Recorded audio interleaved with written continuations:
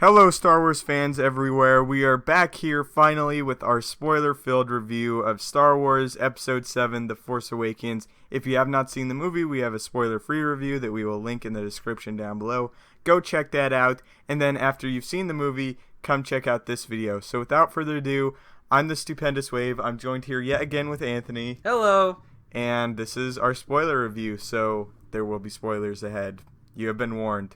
Let's go ahead and talk about the plot, since that's something we really couldn't talk about much in our spoiler-free Force Awakens review. So, Anthony, what did you think about the plot?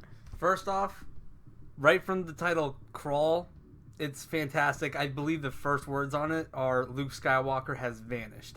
Like, the whole idea of this movie is Luke is gone. The First Order, which is the new Empire, faction of the Empire after it was destroyed, is hunting down Luke Skywalker, trying to destroy the Last Jedi, and Princess Leia, or General Leia now, sends her best pilot in the Resistance to go retrieve information about Luke Skywalker's whereabouts, and when that happens, Kylo Ren finds out, sends a whole bunch of stormtroopers to stop him. He puts all the information in a little droid named BB-8, very similar to, A New Hope, when Princess Leia gives the information to R2-D2. And then once they capture Poe, Finn goes on his first stormtrooper raid thing, realizes he doesn't want any part of it. Yeah, Finn is on the raid while Kylo Ren is attempting to apprehend the map to Luke Skywalker. It's not Death Star plans this time. It's a map to the Last Jedi. A piece of the map. Yes, it's not the plans. So it's pretty interesting. And it really quickly veers off that path and turns out to not so much be about Luke. Like, they're still after the piece of the map to Luke Skywalker, but it's more about Kylo Ren trying to apprehend these new fugitives and the droid, and then the Rebels, or Resistance now, trying to get the Starkiller base and destroy that after the Starkiller base does something really, really bad. And that thing is that the Starkiller base actually destroys the Hosnian system. It is not Coruscant, and that is where the New Republic was located. So they basically just demolished the whole Republic in one swoop of its power. All of it is gone. The Republic fleet is gone. So now what used to be, I assume, the three big powers in the galaxy being the Republic, the Resistance, and the First Order, with the Resistance and the Republic kind of working together. Now, since the Republic is gone, it's come back down to what we know and love, which is basically the Rebels versus the Empire, only they're a little bit more on even ground this time around. They weren't for the time of The Force Awakens because they had a new super weapon, the Starkiller base, but obviously the base got destroyed, and now they're on equal grounds yet again. Now, what's interesting is all of this stuff kind of happens in the background. It's really focused on our main characters, which is essentially Finn, Rey, and Kylo Ren. We talked about that. Poe is featured in it, not as much as others, and Han Solo. So really we have four main characters. Rey, Finn, Kylo, and Han Solo. And then Chewbacca and Han, they kind of go as a dual package. So those are our main characters, and they're not really directly part of the Resistance to start with. None of them are, which was shocking. Han Solo, he's gone back to smuggling. Rathtars, which was a pretty interesting scene. And Finn, of course, he defected from being the First Order, and Rey's just a scavenger, which I still think that Rey is Luke's daughter. I think that that's going to be a big reveal, because she's kind of, when she holds that lightsaber, I get a feeling, and the vision that she sees is, it's almost like she was present when Kylo Ren was attacking the Luke's little order there. You know what I'm saying? Yeah. But also, I read something that was pretty interesting, and it talked about how old is Kylo Ren here, because they seem to be fairly close in age, right? So if she was a little girl, Kylo Ren should have been younger at the time of that flashback. But maybe what I was thinking is that it's two separate flashbacks, that maybe Supreme Leader Snoke and more of the Knights of Ren, with the help of Kylo Ren, went and killed all of Luke's Padawans there. And then the other part of the flashback was an older Kylo Ren hunting down Luke Skywalker, and at this point, Rey would be on Jakku. So I assume it's still very vague at which point Kylo Ren turned to the dark side. Now, I am not entirely sure if Rey is Luke's daughter. Okay. Because I've been looking it up. I've been thinking about it. I've researched it a little bit. And there are some things where it's like, maybe it isn't. Like, when you listen to Maz Kanata's dialogue, she talks about, like, the people that left Rey, and she's like, listen, they're not coming back. And your journey is ahead of you. It's not behind you. Kind of like there's a new thing you have to do now. Like, the people that left you are done with your life. And not only that, but I also feel like if Luke had a daughter, I think Han would know about it, or at least recognize her in some sort of way. You know what I mean? It's like, that being said, it's still very possible that Rey is Luke's daughter. Don't get me wrong. I'm not saying that this is 100% true, but I'm thinking it's also, I think there's a good chance she's not his daughter. And I'm still leaning towards that she is, just because it shows in that whole flashback, it's like Luke went missing, and for Luke to go after the what was it, the first Jedi Temple, I can't exactly remember the name of it. They did name it. If you can put that in the comments, I'd appreciate it. But and he went on his own, and I think that if Luke were gonna leave like Han and Leia, I don't think it's anywhere out of the realm of possibility that he'd leave his daughter as well. The reason I think it could be Luke's daughter is because I guess it would make sense as a storytelling perspective of Kylo Ren going crazy, killing all of the Jedis that Luke has been training, and then Luke going out of his way to hide his own daughter, right, is a result of Ben Solo becoming evil. Yeah. You know, that makes sense to me, but I'm just wondering, I don't know if that is necessarily going to happen. I hope so. I do think that she still is his daughter, and that's what I'm going to stick to. But Kylo Ren, really, he's the one that set everything in motion for this new trilogy. It looks like when Kylo Ren's turned to the dark side, that kind of gave the First Order the push that it needed. It seemed like that. Mm-hmm. Like Supreme Leader Snoke, he's powerful on the dark side, but it's also very obvious that he's injured greatly. You were saying it looks like he's taken a lightsaber to the face. Yeah. Several. At least, or maybe not several lightsabers, but one lightsaber several times. Yeah, he looks like he's taken a beating. I think that Snoke's appearance actually makes me believe more that he's Darth Plagueis, because I don't think that many people could take a lightsaber to the brain the way Snoke appeared to.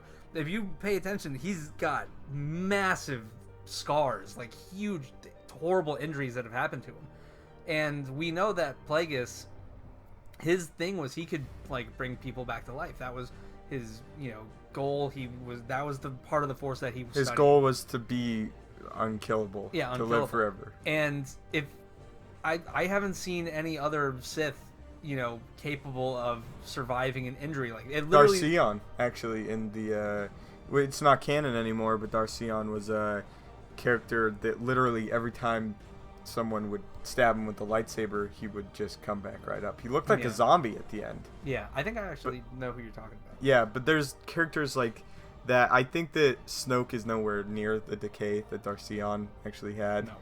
Yeah, but still something that could have happened. Also, Darth Plagueis now, sadly, the canon, the novel that Darth Plagueis is featured in is no longer canon. Yeah.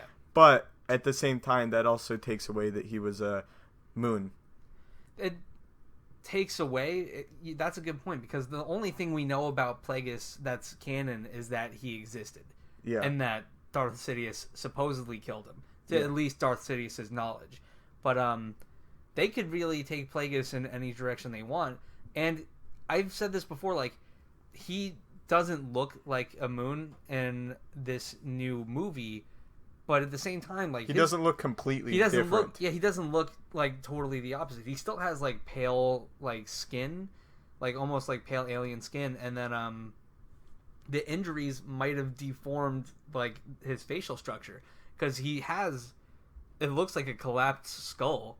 Kind of partially. Yeah, like partially collapsed, and then his face is, damn, like he looks like he has holes in the side of his face, like that, like he has no cheeks because he's just that messed up. Yeah, maybe he got a good dose of Force lightning too from Sidious. Yeah, that's a good point. And so the way I think about it is, if Sidious was able to really injure him to the point where he thought he killed him, and then Plagueis came back, it would make total sense that he had such grave injuries. And people have been writing in your comments a lot that they even played the same music. Yeah, which is not confirmed, by the way. Yeah, which isn't confirmed, but it's just something that people are saying, that they play the same music in the Plagueis scene in the prequels when Sidious talks about Plagueis. And then, or at least similar music. Yeah, which, I mean, you could take it any way you want. I haven't checked it myself, but it is interesting. I think the theory is stronger now that we've seen him, because like I said, I can't think of anybody else surviving that. Darth Maul couldn't survive a lightsaber to the face the way Snoke clearly did. Who knows? Anyway, but there will be another video talking more in depth about this. But let's go ahead. We touched on Plagueis. I know that my channel, like, Plagueis is the most popular theory featured on my channel, so you guys wanted us to talk about it real quick, so there you go. But let it be known that there will be a follow-up video more in depth on what it means and what Snoke is up to, who exactly Snoke is, because really it's crazy that we know about as much about Snoke now after seeing the movie as we did going in. That's the thing that I really like about the movie. There's a lot of questions that they leave unanswered, and it seems very purposeful. And I think now, especially when they come out with like the novelization of The Force Awakens, that's going to be canon. So whatever new information they have in that book is going to, be a part of this universe. And I mean, I really enjoy that they are making an effort to keep you still in the dark. They want to show you what's going on, but they want to also leave it so you have questions to ask, and hopefully they'll answer it in episode 8 or 9. Yeah, but this is definitely the groundwork for a trilogy of movies. I bet it'll fit well. So, here's the big thing. How did you feel about Luke Skywalker's around 30 seconds of screen time? And that's not an exaggeration. Here's the thing. I like that Luke Skywalker wasn't a massive part of this movie at all. He was a very small part, but it makes sense. The plot serves it well. And then at the end, when they show him, I think the music has a big part of it, because it's so dark and intense and like just big, beautiful Star Wars theme. And he has like this motion where he lifts his hands and his robotic hand looks amazing, and he lifts his hood off and he slowly drops his arms, and it's like I get that people probably wanted a lot of Luke Skywalker, but I think Luke Skywalker is going to play this really cool twist on like an Obi-Wan Yoda, really wise old mentor type of role in this new in episode 8 and 9, and I want to see where they go with it later. I didn't need him in this movie, and it's made me more excited for episode 8 than I probably would have ever been if Luke was actually in this movie more. Yeah, I mean, he's been away for an undisclosed amount of time. I assume it's a few years. Yeah.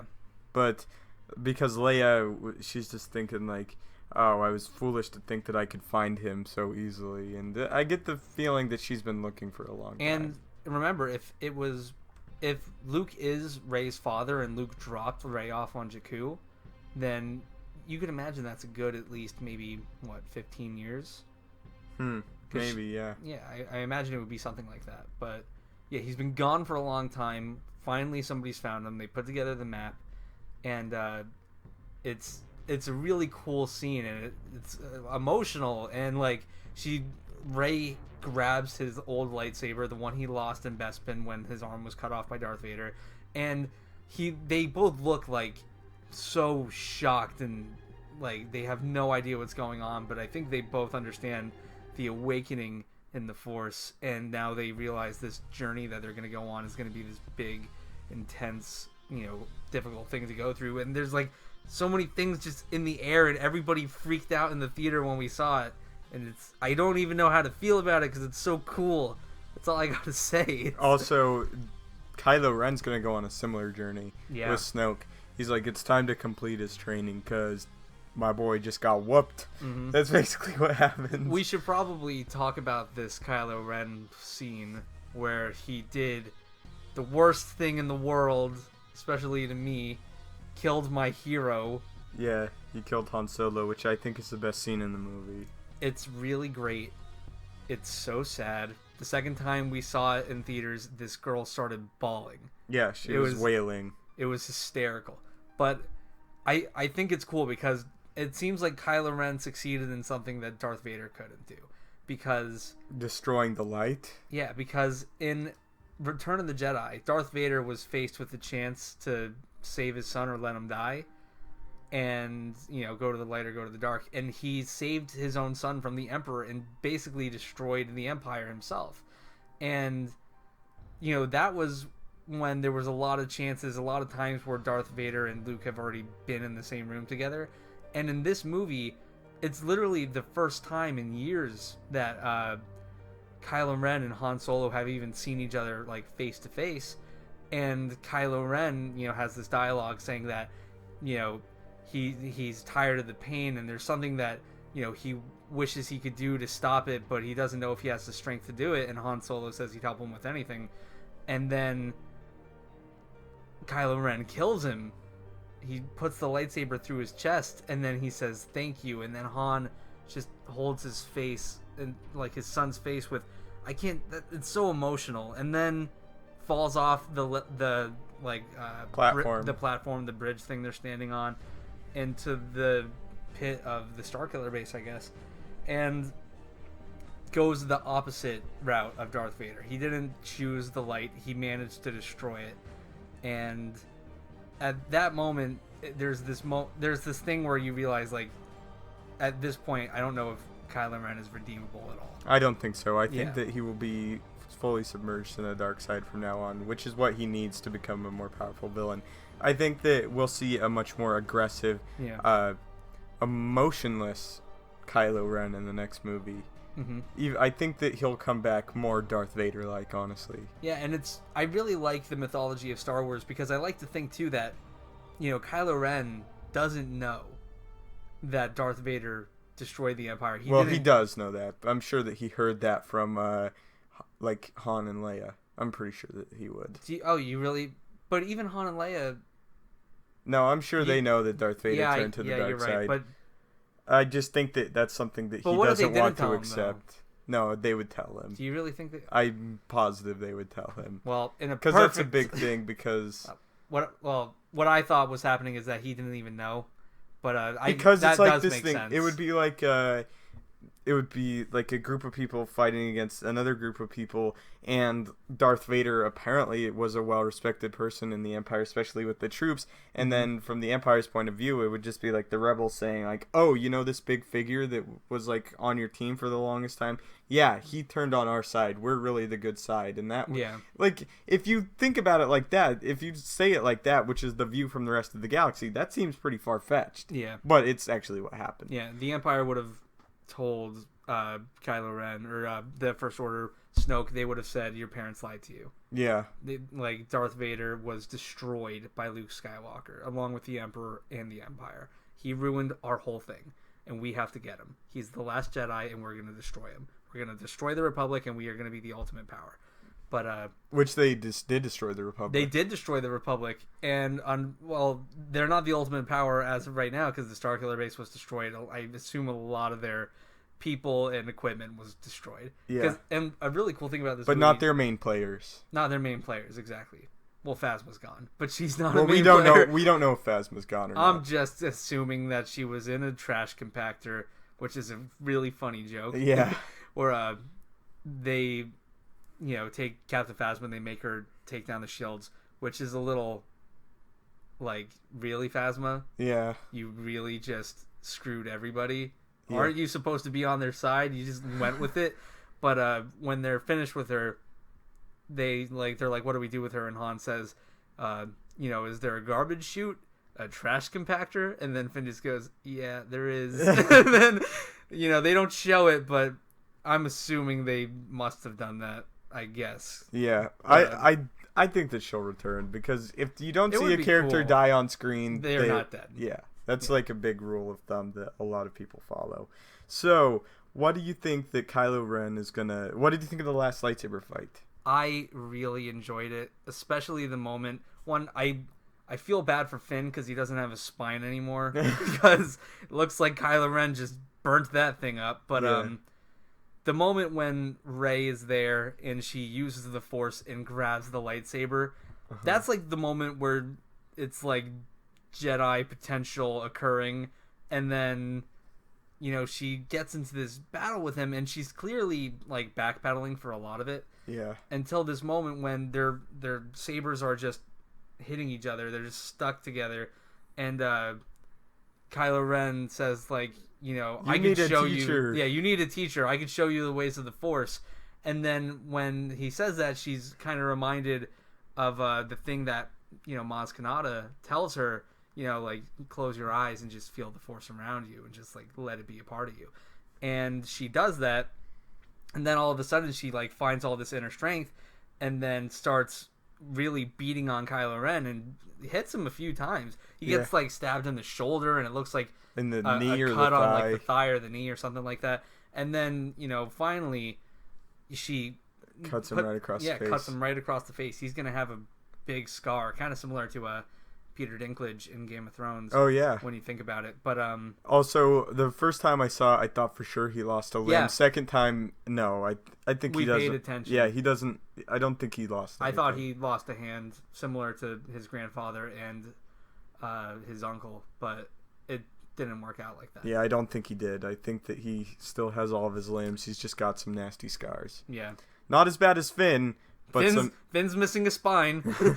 But he's got some definitely nasty scars. My favorite part of that duel is when he was hitting his side to get. Yeah, he's like punching his side because he got shot by Chewbacca after he killed Han, and it seemed to be a pretty nasty. Chewbacca's gun does some damage. Yeah, and he's punching his side and he's knocking all. I heard that's out. like getting the like rage going, the like dark side feeding off of the pain, which is pretty cool. That makes a lot of sense because you're supposed to use that to. Bolster your own strength. And he constantly, or not constantly, but there's a few times in the fight where he literally just like takes a few. He'll steps like back. knock Finn on the ground and then just turn around, start punching himself in the side where the wound is, and it's really weird. And I like it because nothing's ever like there's no Star Wars lightsaber battle that anybody's ever done that in. Yeah. So it was like this weird thing that was going on. Kylo Ren's a pretty weird, kind of like psychopath. He's extremely powerful, but he's unrefined. Yeah. And the characters will become more and more refined as the series goes on. Yeah. Which will lead to more spectacular lightsaber duels. Rey said to Kylo Ren in this movie, you're afraid that you won't be as powerful as Darth Vader. And I think that's his mission. Is he wants to become more like Vader and then eventually have that kind of status and that power. Because right now, it's like you said, he's very powerful, but he's also like a basket case. He's just chopping stuff down every time. This is what it's like. It's like a baseball bat. He's a baseball bat, and what he wants to be is like a katana. Yeah. Like, you swing it, and they're both really, really powerful, but one is just going to smash something, and the other one's going to cut right through it with grace. And there's a great line of dialogue, too, with Kylo Ren, where the one guy tells him that the droid escaped with two fugitives or whatever, like a girl, and he just chops down this like computer behind him, just like at least 20 good things, and then you see it in the background, it's just burning, it's like sweltering hot, just like on fire, and he just looks back at the other guy and he's like, anything else you want to tell me? He's like, anything else? Yeah. That was pretty great. So another thing I'd like to talk about is the moment in the lightsaber duel where Rey is like jumping on the rocks, jumping from rock to rock, climbing up the rocks, and how Kylo Ren is swinging at her and just like barely missing her. Yeah. They go down that almost that very narrow piece of in between two rocks and swinging their lightsabers at each other. I thought that was really cool. So overall, I think it's a really good movie, and it's definitely a good jumping board for future movies. So what do you think? Yeah? I think it's great. I think all the new characters, that could have been such a botched job. They could have really missed the ball, but somehow they made it so we could love all these new characters, and it's a really great passing of the torch story. They make you sad for all the old characters, because it's like, they went through so much pain and sacrifice, and we didn't even get to see it. And then, obviously Han's death had killed me inside. I didn't cry like that girl in the theater, but boy, did I want to. And they made you fall in love with these new characters, and I just want to see where this trilogy goes. Yeah. I think it's going to be a real fun time. And J.J. Abrams really did a great job, because this was a hard job to do, and he managed to do it very well. What I will say in this movie in closing is that I'm satisfied with the movie that we got. I'm very happy with it, and at the same time very excited to see what we have to come next, which is something that's actually pretty difficult to do. Yeah. Like after watching like a movie for a while, you're like, okay, yeah, I've got my fill of that. That's pretty cool. But now it's like I'm satisfied with what we got in the movie, and at the same time, I can't wait to see what comes next. Yeah. Especially Luke's interaction with Kylo Ren, now that we get a little bit more of their backstory. That's going to be the thing that I'm most excited about. Could you imagine the trailer for Episode 8 where you see footage of Luke training Rey? I hope that that's what happens. So anyway, guys, thank you so much for watching our spoiler review. Of course, since this is a spoiler review, feel free to leave spoilers in the comments section down below. Say whatever you'd like. Let's talk about the movie and start some discussions. May the Force be with you, and have a great day.